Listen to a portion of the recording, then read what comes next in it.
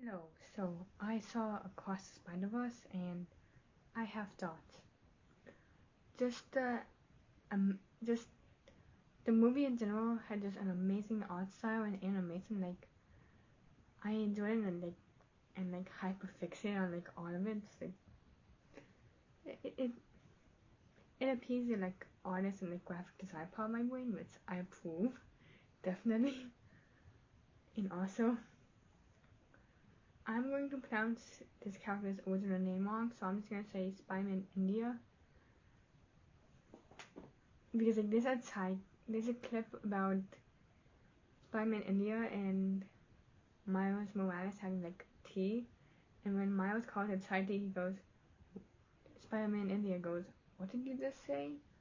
Thai tea, Thai tea? Thai literally means tea. Do I go to America and say coffee, coffee, like all that, and like that scene every time it pops up, like in my recommended or whatever, has me like laughing on the floor because it's just great, like how people like mildly edit and stuff. Like it's just that's just great to me.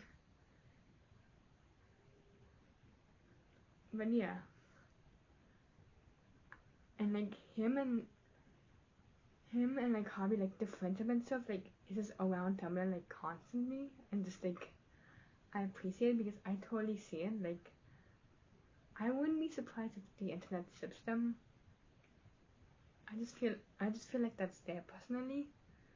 Like I wouldn't be surprised, but like when Spider-Man Anya basically hangs out with like his girlfriend and the dad said that like this is like funny. Like it's embarrassing but funny.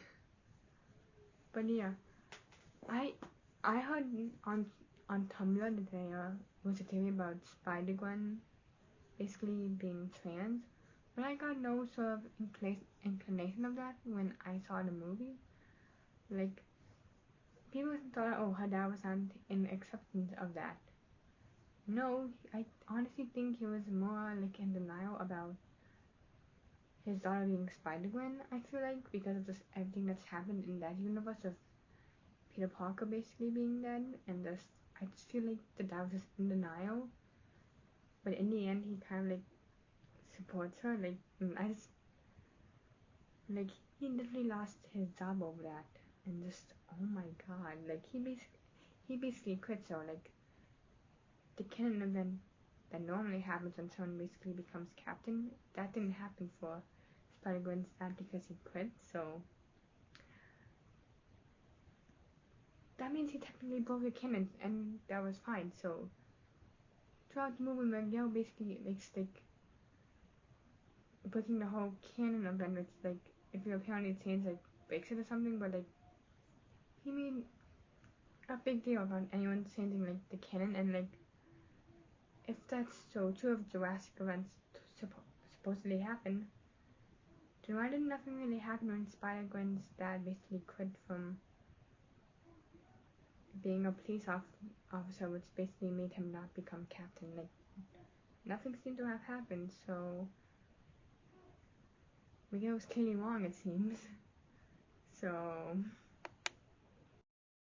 yeah, and yeah, just because she has like the protect trans kids sort of thing in the room, in her room, can also doesn't necessarily mean that she's trans, because I feel like people just have that nowadays to show support and stuff, which I personally appreciate and I want to be a part of, but at the same time, I live in a small town that does not like drag story times.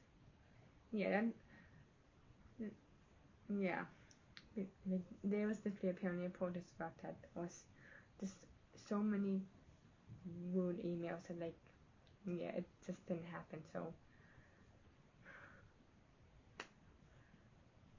but yeah, I think the scene that most got to me was when Spider-Gwen sort of goes as he's being captured, like with the close-up and everything. We are supposed to be the good guys, and like just after that all is said and done, the guy says we are, and then he says we are again, like shortly after. But it seems like he's potentially like just dazed off and like in a blank state, like he does not seem in it. and just like I swear that he's going to have a mutiny on his hands, and like Harvey's going to be 100% in it. Like honestly, like oh, I just need Beyond the Spider-Verse to have it. I need the mutiny, please. And honestly, in general, I just hate Miguel. And I just hate the things he says to Miles. It's just like, is that really necessary? Like, Spot's like Spot was supposed to be the villain, and suddenly wrote it all so well that Spot is like a lesser villain than basically Miguel. I feel like Miguel is worse than Spot, and like he's a literally catastrophic. Said Spot's literally done that within the movie, but Miguel somehow is like worse. I feel like to me. And I'm not even going to get started on the fanfics. I haven't read them. I just skipped each one because I just don't need that mental image. But oh my god, Tumblr is weird sometimes, specifically. He said, like, you look it up, it just gets recommended to you, and it's annoying. But anyways, I need to see, like, in another sort of universe within the Spiderverse,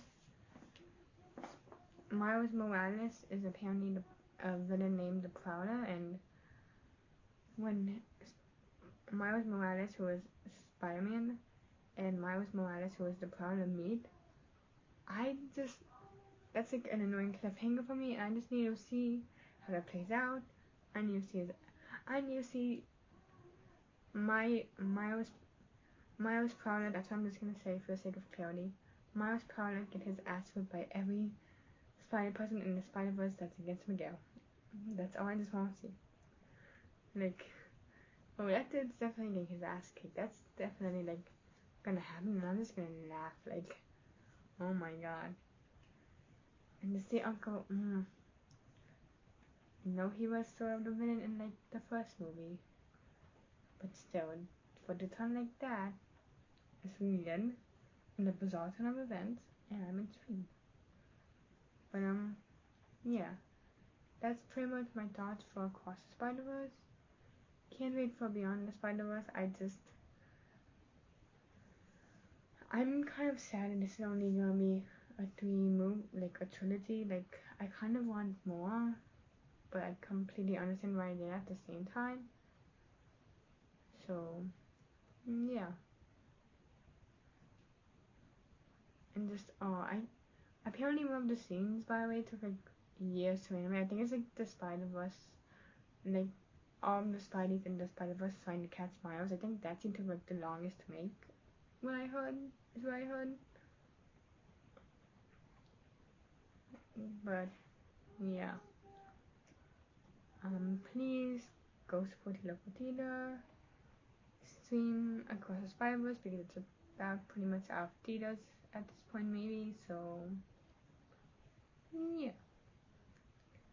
And I can only imagine that the soundtrack's as much as amazing as the first movie. Deuces.